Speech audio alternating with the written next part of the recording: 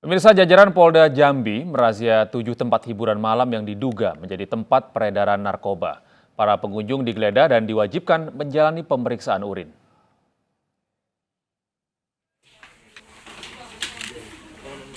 Sejumlah tempat hiburan malam di kota Jambi dirazia petugas gabungan Direktorat Narkoba Polda Jambi.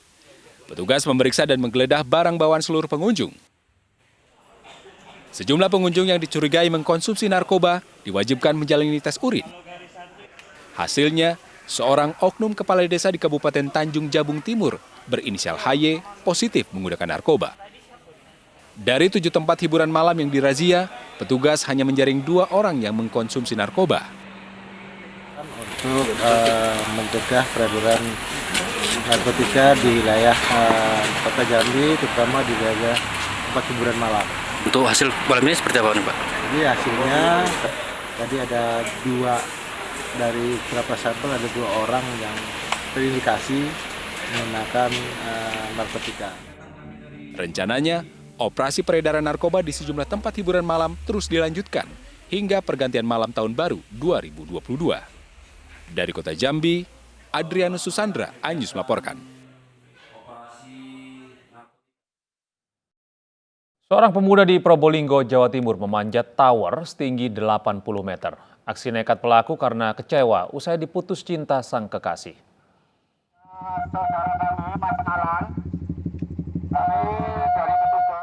Hanya karena putus cinta, seorang pemuda di kota Probolinggo, Jawa Timur nekat mencoba bunuh diri dengan memanjat tower setinggi 80 meter di Kelurahan Cerebenglor, Kecamatan Kedopok, Probolinggo. Aksi pemuda warga Kalirejo, Kecamatan Ringu ini sontak menjadi tontonan warga sekitar. Bujuk rayu polisi agar pemuda tersebut turun dari ketinggian tak dihiraukannya. Masalah, I love you. Oh, yang ketiga kalinya masalah. Usai dibujuk pujaan hatinya, pria ini pun luluh dan bersedia untuk turun dibantu petugas. Komunikasi dengan keluarganya, tadi kita dapatkan keluarganya sekaligus juga dari rekan wanitanya atau pacarnya yang bersangkutan mau turun. Akan tetapi kelihatan kondisi memang sudah tidak memungkinkan, sudah lemas. Oleh petugas, pemuda ini kemudian dilarikan ke rumah sakit untuk mendapat penanganan medis.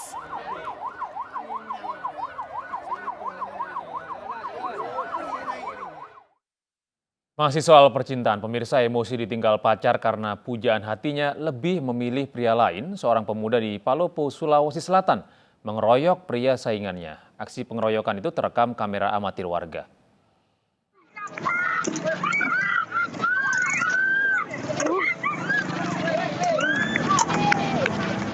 Video pengeroyokan yang dilakukan sekelompok pemuda di Jalan Lingkar Palopo, Sulawesi Selatan ini dijadikan polisi sebagai petunjuk dalam mengungkap aksi kekerasan.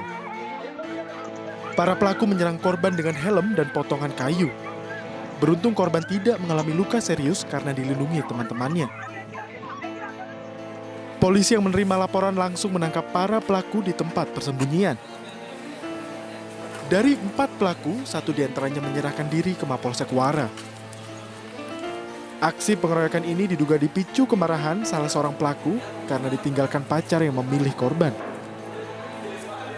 Mereka menyukai salah satu perempuan yang diduga pelaku tidak menerima sehingga melakukan penganiayaan secara bersama-sama.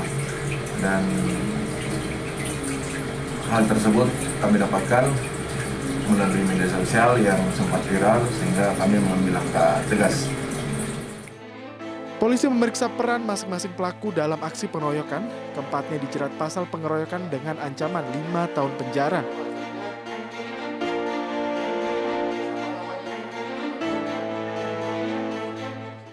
Pemirsa, eksekusi rumah di Desa Pringgo Wirawan, Jember, Jawa Timur nyaris ricuh. Pemilik rumah menolak angkat kaki saat petugas dari pengadilan negeri setempat mengeksekusi rumah.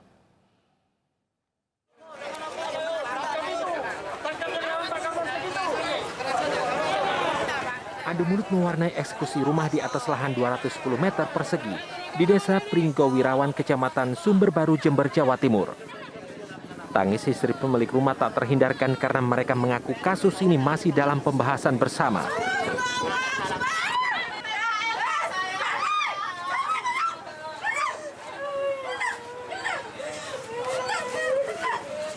Meski mendapatkan penolakan, eksekusi tetap dilakukan.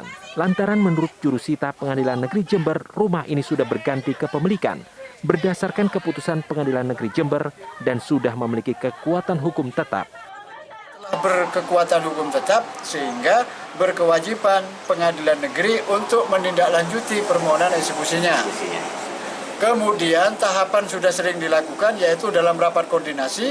Setelah rapat koordinasi ternyata waktu itu telah didapatkan ketentuan hasilnya termohon menerima tali asih. Tapi ternyata termohon ingkar janjinya sehingga eksekusi pengosongannya harus dijalankan. Eksekusi ini dilakukan oleh petugas dari Pengadilan Negeri Jember dengan pengawalan dari aparat kepolisian. Kurang lebih 60 orang, 2 peleton ya, dari Resmob, dari Reskrim, juga dari Intelkam Jember, juga dibantu oleh anggota Polsek Samping. Kasus sengketa rumah ini bergulir sejak tahun 2014 silam. Penggugat dan tergugat sama-sama mengklaim memiliki rumah dan tanah. Namun kemudian pengadilan memutuskan pemilik rumah yang sah adalah penggugat. Dari Jember, Jawa Timur, Babang Sugiarto, iNews melaporkan. Suasana di Manokwari kondusif pasca bentrok akibat protes kematian kepala adat. Sebelumnya polisi melepaskan tembakan peringatan untuk membubarkan warga yang hendak menyerang kantor Bupati Manokwari.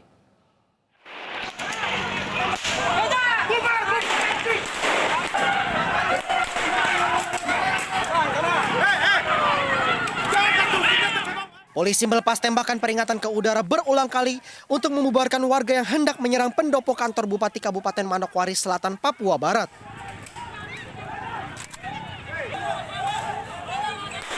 Kericuhan warga diperkarai akibat meninggalnya AL, kepala kampung di Bera, distrik dataran Izim Manokwari Selatan yang diklaim meninggal usai vaksin. Sebelumnya warga sudah merusak puskesmas Ransiki saat jenazah kepala kampung masih berada di tempat tersebut. Kemudian pihak Pemda juga mempertemukan tokoh masyarakat, tokoh adat, sehingga dari pihak keluarga sudah menerima dan tidak akan melakukan perbuatan itu lagi.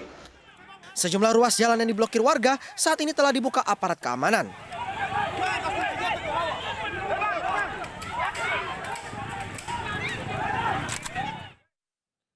Pemirsa, 1 orang tewas akibat bentrok 2 kelompok pemuda di kota Kendari, Sulawesi Tenggara. Selain itu 3 mobil dibakar dan sejumlah bangunan rusak.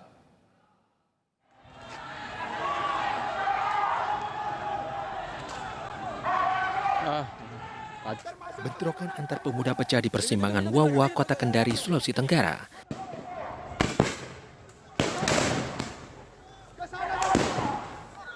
Massa terlibat bentrok membawa senjata tajam serta saling melempar batu, bahkan memblokade jalan. Akibat bentrokan 1 orang tewas, 3 mobil ludes terbakar, serta sejumlah lapak pedagang rusak. Pasca bentrok, aparat gabungan TNI Polri membersihkan sisa puing dan mobil yang terbakar di sepanjang Jalan Kendari Beach, kota Kendari. Polisi masih menyelidiki bentrokan kelompok ormas yang menyebabkan keresahan masyarakat kota Kendari. Kemudian tetap kita menghimbau kepada masyarakat untuk kemudian tidak memprovokasi maupun terprovokasi ya, pasca terjadinya kejadian kemarin. Dan terkait dengan langkah-langkah kepolisian sementara dalam proses dan bagaimana kemudian hasilnya itu nanti pimpinan yang akan menyampaikan. Menjaga bentrokan susulan, ratusan aparat pengamanan TNI Polri berjaga di sepanjang Kendari Beach dan kota lama kota Kendari. Dari Kendari, Sulawesi Tenggara, Mukhtaruddin, iNews melaporkan. Minibus jatuh ke dalam sungai saat melintas di jembatan gantung di Bone. Akibatnya 2 orang penumpang tewas di lokasi kejadian.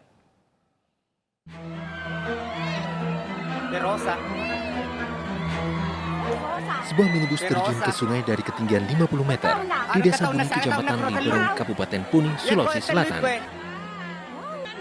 Minibus yang dikemudikan oleh Syamsul Bahri dan temannya Herman melewati jembatan yang seharusnya tak dilewati kendaraan roda 4. Minibus terjun ke sungai akibat kayu lantai jembatan rapuh dan jebol saat dilewati. Dalam video amatir terlihat warga berusaha membawa mobil ke tepi sungai dan mengevakuasi korban yang masih berada di dalam sungai. Awalnya warga tak mengetahui jika ada mobil yang jatuh ke sungai. Namun ketika melihat jembatan rusak, baru warga melihat ke bawah jembatan dan melihat sebuah mobil Daihatsu Verosa warna putih berada di bawah jembatan dengan posisi terbalik. Jembatan gantung sebenarnya tidak bisa dilewati oleh roda 4, hanya bisa dilewati oleh pejalan kaki dan roda 2. 2 orang korban meninggal di tempat. Kondisi jembatan sendiri bagaimana, Pak? Kondisi jembatan panjangnya diperkirakan jembatan gantung tersebut 80 meter. Ya. Ketinggian di atas permukaan sungai air sekitar 50 meter. Jembatan gantung dengan panjang 80 meter dengan lebar 2,7 meter berada pada ketinggian 50 meter dan 2 kali menelan korban. Dari Kabupaten Bone, Sulawesi Selatan, Bulan Sri Indramaya, iNews melaporkan. Pemirsa, tim SAR gabungan mengerahkan kapal cepat dalam pencarian kapal TKI ilegal yang karam di perairan Malaysia. 22 hilang dan 19 orang meninggal dunia.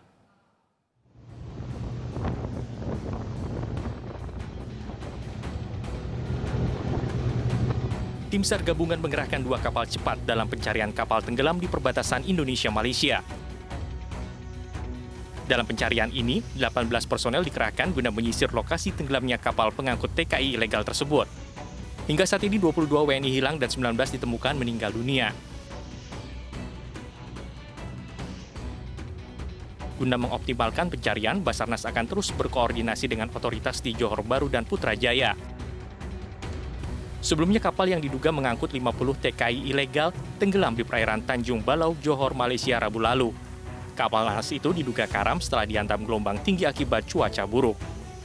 Dari Bintan, Kepulauan Riau, Ahmad Afandi, iNews melaporkan. Pemirsa, polisi penolak laporan perampokan dimutasi keluar Polda Metro Jaya. Aibda Rudi Panjaitan terbukti melanggar peraturan Kapolri. Ini saya minta Pak Irwasda, Kabid Propam ini SPK-SPKT ini tolong ditertibkan para Kapolres ini juga ya. Saya minta ini yang Jakarta Timur segera propos, lakukan sidang disiplin, tuntut dia untuk mutasi tour of area, keluar dari Polda Metro Jaya.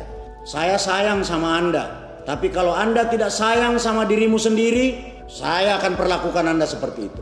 Catat betul ini ya, ke depan jika ada anggota yang masih menodai kemurnian profesi, saya minta Kabid Propam dan jajaran tuntut dengan hukuman mutasi tour of area.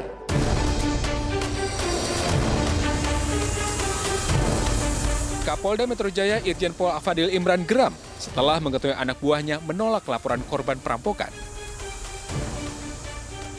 Anggota Sentra Pelayanan Kepolisian Terpadu Polsek Pulau Gadung tersebut pun dimutasi keluar wilayah Polda Metro Jaya.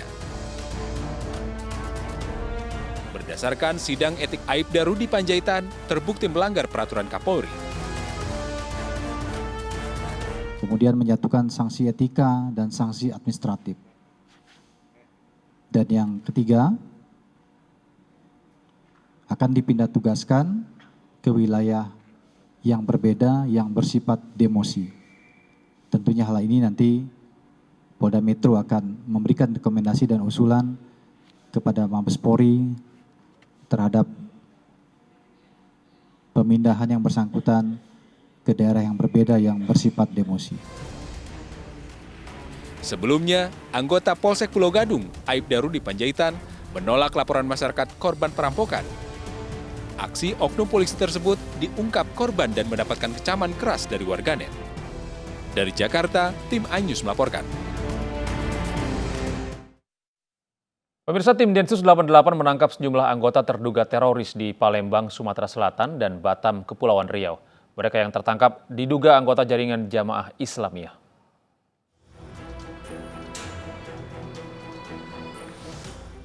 Tim Densus 88 bersama Ditreskrimum Polda Kepri menggerebek 4 rumah di kawasan Sagulung, Batam, Kepulauan Riau. Selain melakukan penggeledahan, polisi juga menangkap sejumlah terduga teroris, diantaranya HT dan AM. Penangkapan terduga teroris ini juga menarik perhatian warga. Warga tidak menyangka tetangga mereka terlibat jaringan terorisme.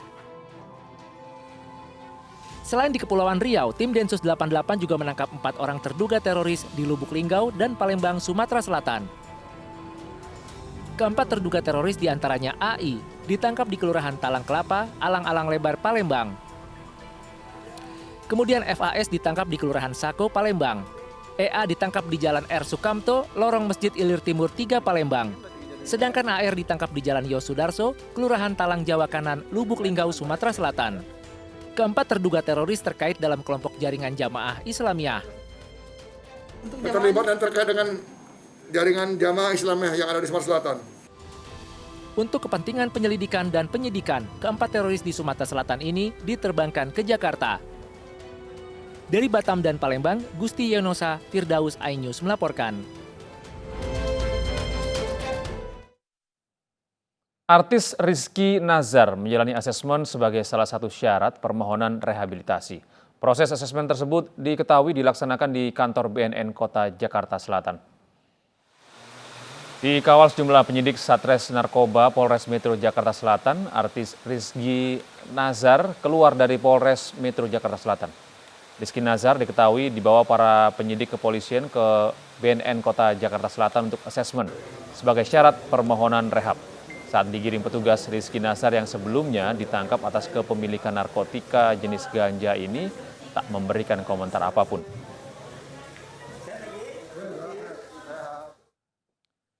Pemirsa, dunia hiburan tanah air kembali berduka. Musisi dangdut legendaris Imam S. Arifin tutup usia di tempat kelahirannya di Sumeneb, Jawa Timur. Pelantun Pengadilan Cinta itu meninggal setelah menderita penyakit stroke ringan selama 1 tahun terakhir.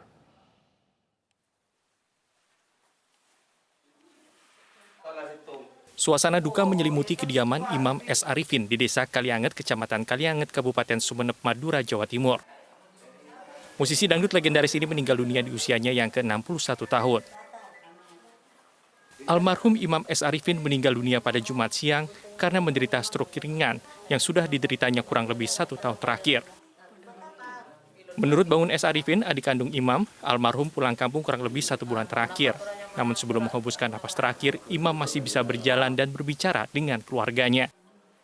Nah, begitu stroke ringan dia keluar, saya suruh pulang Madura, udah pulang dulu Madura.